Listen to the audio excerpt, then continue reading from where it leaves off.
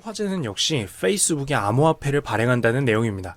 블록체인과 관련된 이론적인 내용은 제 영상을 통해서 간단히 습득을 해주시거나 제 책을 봐주시면 될 것 같고요. 핵심부터 보자면 페이스북이 이제 블록체인 기술을 통해서 이제 공공장부죠. 이 기술을 통해서 자체 은행을 만드는데 그 은행에서 발행하고 사용할 수 있는 화폐가 바로 암호화폐다라고 생각을 하시면 됩니다. 이름은 리브라라고 하고요. 이제 내년 상반기를 출시 목표를 하고 있는데요. 페이스북의 어떤 서비스나 이런 상거래에서도 사용될 수 있을 거라고 보고 있습니다. 그런데 페이스북은 이걸 왜 할까요? 세상에 은행 계좌가 없는 사람들이 이 리브라를 활용하면 이제 은행 계좌가 없이도 금융 서비스에서 소외되지 않는 금융 서비스를 얼마든지 이용할 수 있는 사람이 될 수 있다라고 해요. 무슨 소리냐면 이제 은행에 계좌 개설이 불가능하거나 금융 서비스를 받기 어려운 사람들이 있습니다. 이제 한국 같은 경우에는 워낙 잘 되어 있지만 그 국가 자체가 애초에 은행 서비스가 굉장히 잘 안 돼 있는 국가들도 많아요. 그리고 이런 금융 서비스는 굉장히 절차가 복잡하기 때문에 사용하실 수 없는 분들도 있습니다. 그런데 이제 페이스북에 가입된 사람이기만 하면 이 페이스북의 리브라를 이용해서 얼마든지 타인에게 이 리브라를 송금받을 수도 있고 본인도 타인에게 송금할 수도 있는, 즉 금융 서비스를 페이스북을 통해서 간편하게 어플리케이션 하나로 사용할 수 있다라는 게 페이스북이 주장하는 바고 현재 리브라라는 프로젝트의 목표입니다. 근데 이걸 왜 하냐면 이제 전 세계에서 은행 계좌가 없는 사람이 약 17억 명 정도 된다라고 해요.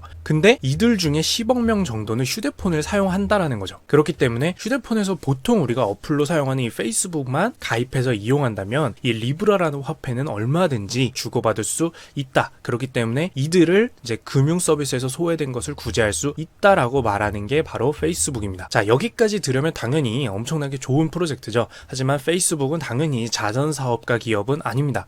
본질적으로 이제 그런 간편성으로 많은 사람들이 페이스북의 화폐를 사용하게 되면 이제 전 세계 해외에 송금을 하거나 타인에게 송금을 하는 서비스를 본인들이 대신 하게 되고, 그렇다면 이제 현재 소셜 네트워크 서비스를 통해서 만들어내는 광고 수익이죠. 페이스북이나 인스타그램에 걸리는 이런 광고 같은 수익을 제외하고도 글로벌 금융사로서 수수료를 받으면서 수익을 낼 수도 있게 되고요. 그리고 그 이면에 걱정되는 건 뭐냐면 이거는 전 세계를 대상으로 하는 거란 말이에요. 그렇기 때문에 이 화폐가 지금 기존에 존재하는 화폐들보다 훨씬 많이 사용될 수도 있고, 그렇게 되면은 페이스북이 어떻게 이 리브라를 만들고 발행하고 하느냐에 따라서 세계 금융 경제에 영향을 미칠 수도 있게 됩니다. 단 하나의 기업이 말이죠. 물론 덩치가 굉장히 크지만요. 이어지는데요. 이제 미국 의회가 견제하는 암호화폐가 사실 바로 이 리브라예요. 페이스북의 코인. 이게 어느 정도로 화제가 됐고 그리고 어떤 문제점이 예상되는지를 알아볼 수 있는데요. 이 얘기를 왜 하냐면, 자, 페이스북이 리브라라는 코인을 만들 것이다 라고 한 이후에 미국의 의원이, 상원의원이 청문회를 개최하겠다고까지 합니다. 페이스북 불러다 앉혀놓고 니들 이거 제대로 되는 거 맞아? 라고 물어볼 거라는 거고, 그게 다음 달 중에 예정이 되어 있어요. 자, 그렇다면 왜일까요? 왜 이렇게 미국의 의원까지 나서서 청문회가 필요하다라고 할까요? 첫 번째로는 페이스북이 이미 보유하고 있는 고객들을 무시할 수가 없기 때문입니다. 잠재적 고객이라고 부를 수가 있는데요. 그러니까 페이스북을 이미 이용하고 있는 고객이라면 페이스북이 리브라라는 화폐를 발행했을 때 이 리브라를 사용할 것으로 기대할 수가 있잖아요. 그게 어느 정도냐라고 하면은 약 27억 명 정도를 추산하고 있다라고 해요. 개인적으로는 제 책에서도 언급을 했지만 화폐에서 가장 중요한 포인트는 사용자 숫자입니다. 내가 당장 이 화폐를 어딘가 누군가에게 사용할 수 있는가? 라는 점이죠. 왜냐하면 지금 수두룩 빽빽하게 나온 수많은 암호화폐들과 기존 화폐의 가장 큰 차이점은 뭐냐면 바로 이 사용자 숫자예요. 기존 화폐는 어떻게 됐든 그 국가 안에 찾아가면 어딘가에서는 밥 먹는데 전부 다 사용할 수가 있게 됩니다. 근데 27억 명이라는 페이스북의 이 리브라 잠재 고객은 어마어마한 숫자라는 거죠. 10분의 1로 생각해도 몇 명이죠? 2.7억 명입니다. 한국 인구가 5천만 명이에요. 그러면 27억 명의 100분의 1을 해도 2,700만 명입니다. 2,700만 명.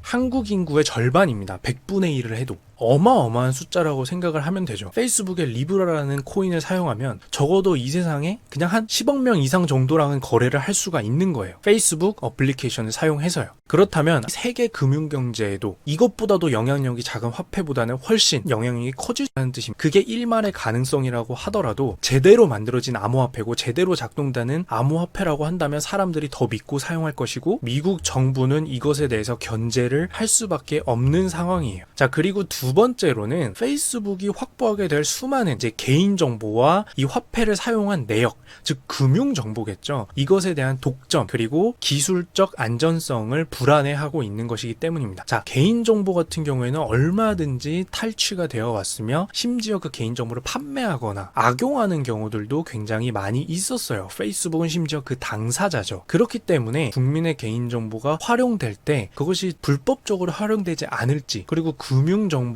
이런 기업의 거의 독점 상태로 넘어갔을 때 문제는 없는지 분명히 확인해 볼 필요성이 있게 됩니다. 이 27억 명의 잠재 고객이 다 어떤 국가의 국민일 거기 때문이죠. 특히 미국 국민은 정말 많겠죠.